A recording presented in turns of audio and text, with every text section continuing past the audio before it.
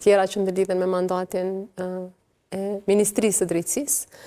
Së pari, nesër, ashtu si që dhe e teksuat, bëhet seanca 20, seanca e 20 me radhë, pra prej kur ka filluar seanca e parë, pra seanca që është thirrur nga presidenti Osmani me qëllim të konstituimit të Kuvendit të Republikës së Kosovës.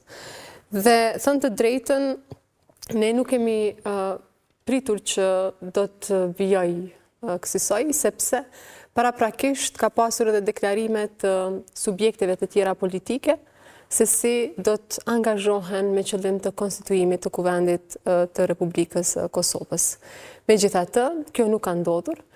Pra i kemi pasur 2 seanca ku mezi arritëm që të kalojmë raportin për verifikimin e mandateve të deputetëve të Kuvendit të Republikës së Kosovës, sepse si që dini fillimisht opozita refuzonte që ta votonte atë, madje kishte votuar edhe kundër mandateve të tyre, por ne kishim vullnet që të shohim një zgjidhje për të ecur tutje, e të i kaluam atë situatë dhe tani pas 2 seancave filloi edhe pika për propozimin e kryetarit të Kuvendit, ku sipas Kushtetutës së Republikës së Kosovës dhe sipas aktgjykimit të gjykatës kushtetuese, propozimi i takon subjektit që ka fituar më së shumti vota në zgjedhje.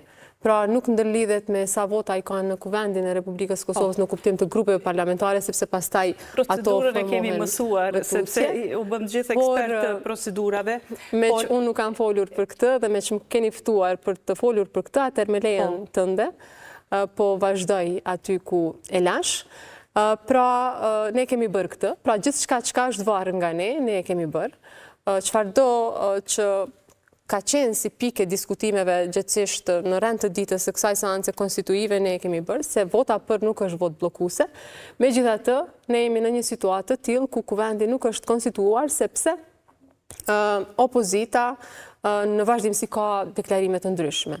Dhe kur jemi te deklarimet e ndryshme, tani unë nuk e kam shumë të qartë se cila është kërkesa reale e opozitës. Për faktin se fillimisht kanë thënë që nuk e duam Albulena Haxhiun. LDK-ja ka pasur qëndrim që as Albulenën dhe as 47 deputet të tjerë. Ka pas deputet brenda LDK-s që kanë thënë jo Albulena, por dikush tjetër. Ka pas aleanca që kanë propozuar emrat të përveçëm. Dhe PDK-ja fillimisht jo Albulena dhe tash as Albulena dhe as një nga ministrat e kabinetit qeveritar. Pra, duket që ka një tendencë për të blokuar konstituimin e Kuvendit të Republikës së Kosovës për të pamundsuar qeverinë Kurti 3. Prandaj, ne natyrisht që jemi të brengosur me mungesën e përgjegjësisë, gjithësisht me këtë papërgjegjësi që po ndodh për momentin në Kuvendin e Republikës së Kosovës dhe në vazhdimsi kemi bërë thirrje që të kalohet kjo situatë, jemi shumë të gatshëm që të kontribuojmë në këtë drejtim. Thatë që keni bërë çdo gjë që ju përket juve, por nuk po bëni një gjë e cila po unëzrohet se mund të jetë zgjidhja e këtij ngërçi politik, ta ndroni emrin e kandidatit për kryetar Kuvendi. Opozita është e vërtetë që fillimisht kishte thënë që e ka lënë këtë pikë, tash i ka ndryshuar mendjen, por juve nuk ju duan votat e të gjithëve për ta kaluar këtë hap. Mjafton ata që po kërkojnë emra të tjerë, po deklarohen që janë për të tjerë për ta kaluar këtë pikë, pra. Së pari është përgjegjësia e të gjithë deputetëve të Kuvendit të Republikës së Kosovës. Përgjegjësia po hidhet tek ju, vetëm ta ndroni emrin e kandidatit, mos jeni ju kandidatja. I vitit 2014 tekson që të gjithë deputetët e Kuvendit të Republikës së Kosovës duhet të jenë të pranishëm në seancën konstituive, duhet të votojnë për, kundër dhe abstenim në mënyrë të hapur apo të fshehur apo në çfarëdo rrethane tjetër. Pra kjo është del nga gjykimi i gjykatës kushtetuese të vitit 2014. Dhe mbi këtë bazë dhe bazuar edhe në rregulla të tjera, gjithsesi kushtetutën, por edhe rregulloren e punës Kuvendit, ne kemi qenë aty, kemi votuar dhe kemi marrë të gjitha përgjegjësitë që na takon. Tash nuk guxojmë asesi që preferencat e subjekteve politike që bivendosen të drejtës kushtetuese që në këtë rast të ka lëvizja vetëvendosje, apo kush do në të kaluarën dhe kush do tjetër në të ardhmen. Pra në momentin kur një subjekt politik deli pari në zgjedhje, i takon atij subjekti politik që të vendosë kush do tjetë propozimi për kryetar të kuvendit, kryetar apo kryetare të kuvendit. Pra nuk i përket partive tjera politike, PDK-ja ka propozimin e vetë për nën kryetar, ja mundëson kushtetuta këtë, LDK-ja po ashtu e ka propozimin e vetë për nën kryetar, Lëvizja Vetëvendosje ka gjithashtu edhe një nën kryetar, pra në vend se ata të përmendin emrat të përveçëm se kush duhet tjetë kryetar kuvendi, atër është mirë që të fokusohen se kush janë emrat e tyre, sepse në të kundërtën ne po krijojmë një kryesi të inateve. Pra nuk po e pranojmë emrin e Albulenës, po e pranojmë emrin e dikuj tjetër, sepse kështu do opozita.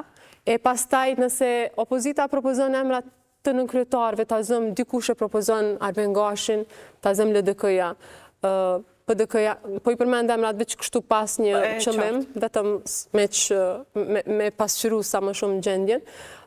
PDK-ja për shembull zonjën Vlora Qitaku apo këdo tjetër, ne themi jo se nuk e duam Vlora Qitakun, nuk e duam Arben Gashin. Nuk kemi ne këtu për ta dashur njëri tjetrin, dhe nëse i keni dëgjuar, arsyet se pse kundërshtojnë emrin tim, thonë që nuk po flas për fyrjet e as nuk do të merrem me atë pjesë, unë kam bërë padi për fyrje e shpifje, pra me ato në gjykat. Konkretisht ju shohin si figurë polarizuese, pra përçarëse konfliktuoze.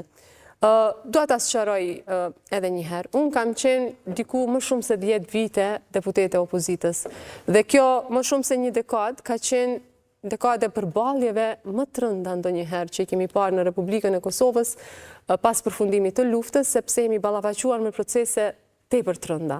Pra ka qenë zajetnica, ka qenë demarkacioni, ka qenë gjykata speciale, ka qenë amnistimi kriminalëve serb. Pra, pothuajse në vazhdimsi ne jemi përballur dhe kemi pas përballje politike. Dhe nuk mund të presin këta nga një deputet i opozitës që të jetë figurë unifikuese. Dhe me thonë, sepse është deputeti opozitës dhe kam i bo, si me thonë, opozit pushtetit në këtë rast të asaj që po ju gjykojmë për pjesën kur keni qenë Po, opozit. ashtu e kanë thënë. Dhe si ministre e drejtësisë, pra më shumë se 4 vite ministre e drejtësisë, dhe natyrisht kam pas beteja politike, natyrisht se cili duhet ketë beteja politike, unë as nuk kam shpifur për askend, as nuk kam bërë fyrje gjatë kësaj periude më shumë se 14-15 vite në politik, por kam mbrojtur qëndrime politike, kam protestuar, kemi hedhur gaz lotësjellës, për shembull, ishte shumë interesant se thonin që nuk bën të jetë dikush kryetar kuvendi që ka hedhur gaz lotësjellës, por Glauku bën.